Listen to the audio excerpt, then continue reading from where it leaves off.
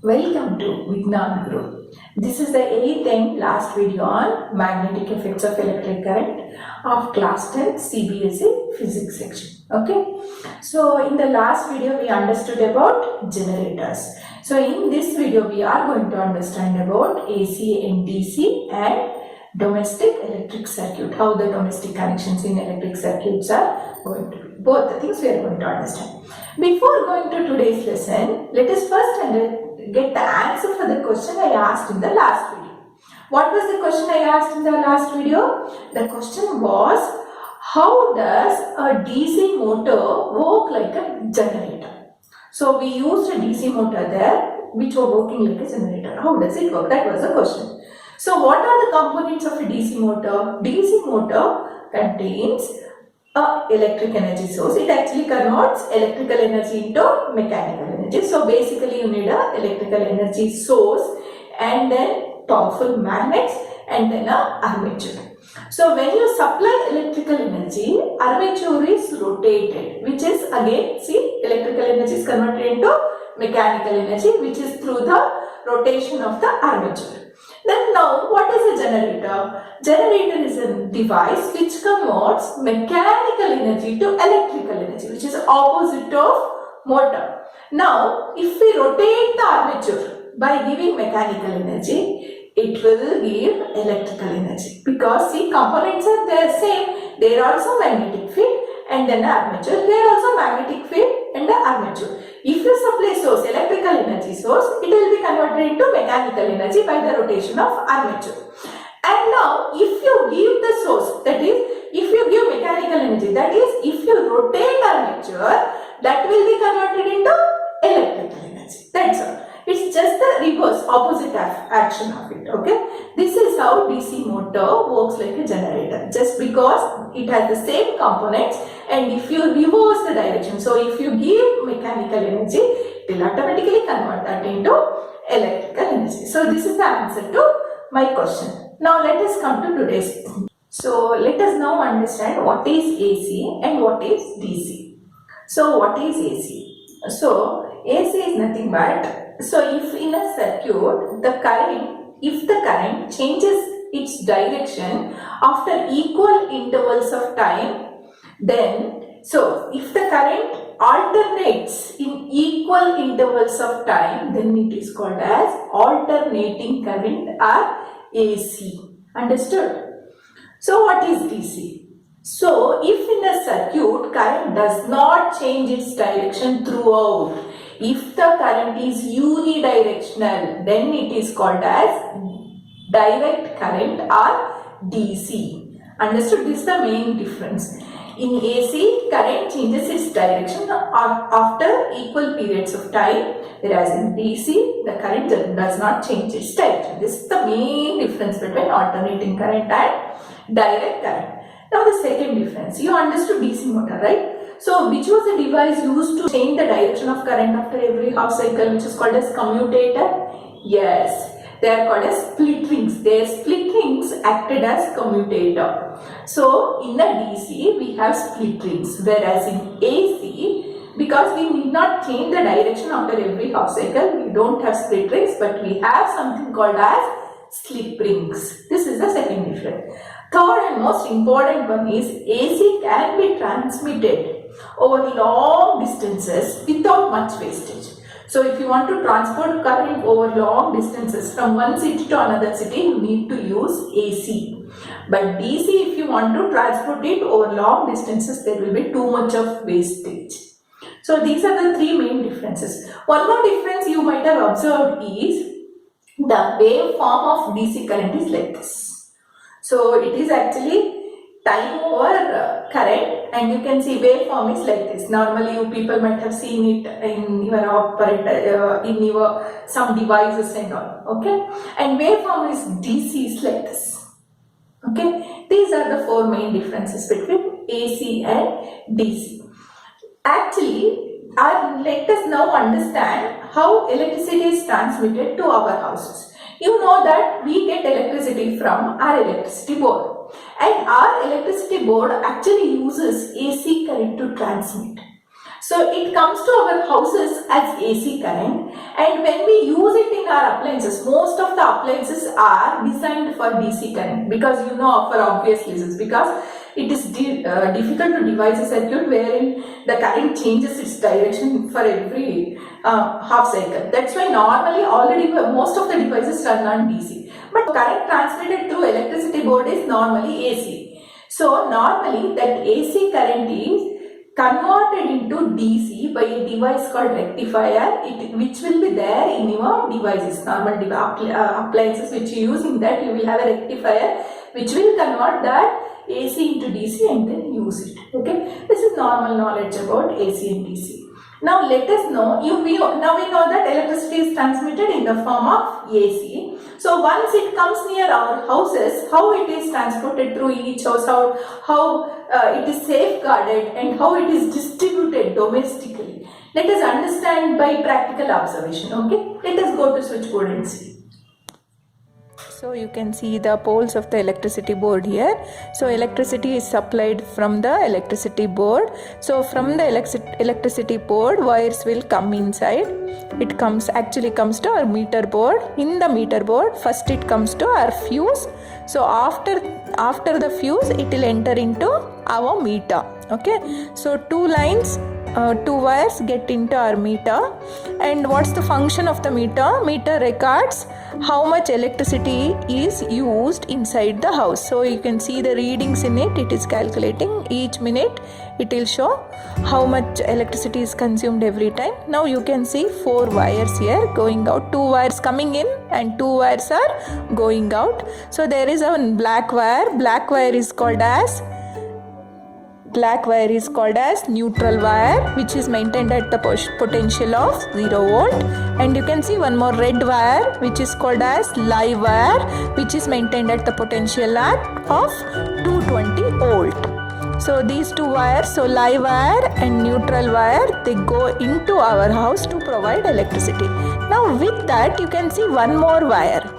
Yeah, you can see the green wire. What is that green wire? This green wire is called as earthing wire. So what is earthing? So this wire is actually connected to a metallic plate which is deeply buried in the earth. So this is about the meter board.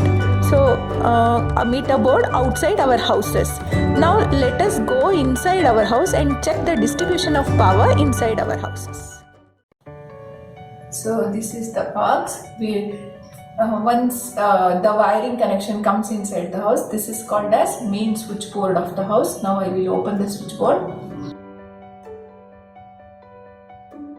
So you can see there are 4 connections. First one is called MCB, or miniature circuit breaker.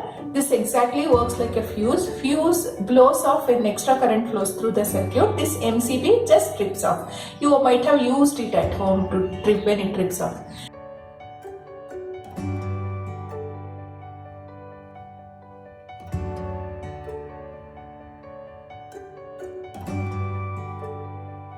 Okay, now can you see there are again 3 light circuits there. One is 15 amp and 2 5 amps. Normally in a house there will be 2 types of electric circuits. One is 15 amp circuit, mainly for your DP switch heating circuits, like your oven, your geyser, and your iron box, and your fridge and refrigerator, whichever has a higher power rating.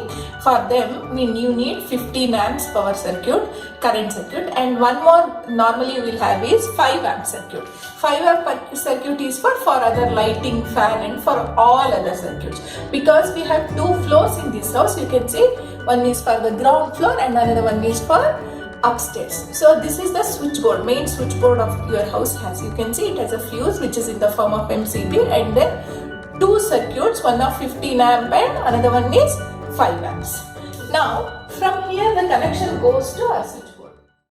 So from the main switchboard of India's switchboard, it actually comes to these switchboards, individual boards, the switchboards of the house. And these are the types of the switches in our India. Actually there are different types of switches across the world. So these type of the switches we used, plugs and switches we used in Yeah. So you can see this is actually a 3-pin plug. Here you can see this is for live wire, this is for neutral wire, and this is for grounding. So the topmost will go for grounding, and this one live wire will go here, and here it will be neutral wire. Why this grounding is bigger and thicker and longer? Thicker because if it is thicker, it offers less resistance, and longer because if there is a leakage, this terminal should take it quickly. Before it reaches these two terminals, it should reach the earthing terminal. So this goes in like this.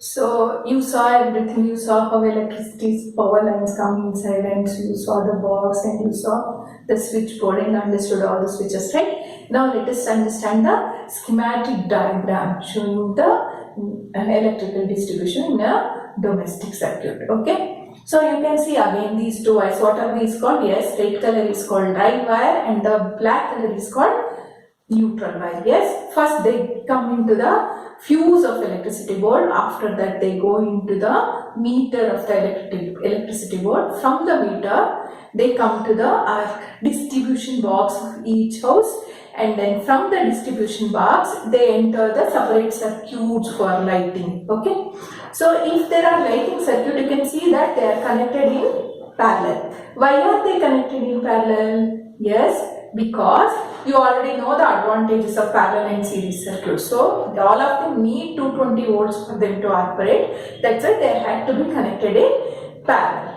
So now you can see two wires, live wire. What is the third wire? Yes, you have seen already. The green color is called as earthing wire. So what's the purpose of earthing wire? So normally earthing wires are there to safeguard the electrical appliances which have the metallic body. So normally our iron box have metallic body, and our geysers and our boilers, all these things have metallic body, right? So to safeguard them, we have something called as earthing. So how does this earthing work? Let us take an iron box, and let us say there are only two wires, that is live wire and neutral wire. So if there is any leakage of current inside the circuit, like if there is insulation broken in live wire or neutral wire, current will start leaking inside the appliance, iron box. Now iron box has a metal body, and metals are very good conductors, so the current is passed through the iron box. So if by any chance, if you touch the body of the iron box, it will pass through your body, because compared to the coil of the iron box, your body has very less resistance. Current always travels through less resistance, so it will travel through your body to the earth. But that's how you get an electric shock. Yes. So what happens when your body gets shocked? It can lead to fatal things. It can lead into fatal accidents, even death also. So that's very dangerous. So to safeguard from this danger, we use this earthing wire. Okay. So what happens if you have a earthing wire? So this earthing wire is connected to the metallic body. That is, it is connected to metal part of the iron box. Okay. So if there is any leakage, so it will try, if there is any leakage, current takes the low resistance part. This earthing wire is kept at very low resistance part. So it will flow through the earthing wire and go to the ground. So there is no problem. So after that, if you touch iron box also, nothing, you won't get shocked, because it has already gone to the earth. So there is no problem of electric shock. Okay, in this way, earthing wire gives us safety from electric shock. So that is very, very important. This is first type of safety. Now we have one more thing which keeps us safe in a circuit. What is that? Yes, you already know, that is called as fuse, right? You might have seen this fuse. This is given by electricity board outside our houses also, it will be there. You can see the wire here inside. So what is the function of the fuse? So how does fuse help us? Actually, this fuse works on the principle of heating effect of electric current. You can see this fuse also. These are the small fuses which are normally there inside many appliances. All the appliances have their own fuse to protect them. Okay. So what's the function of this fuse? So as I told you, it works on heating effects of electric current, and So whenever the extra current flows through the circuit, more than the designated current flows through the circuit, this fuse wire melts and breaks the circuit. By melting, it breaks the circuit so that our appliances don't get damaged. So in this way, it keeps our circuit and the appliances safe. So this works as safety device. Okay.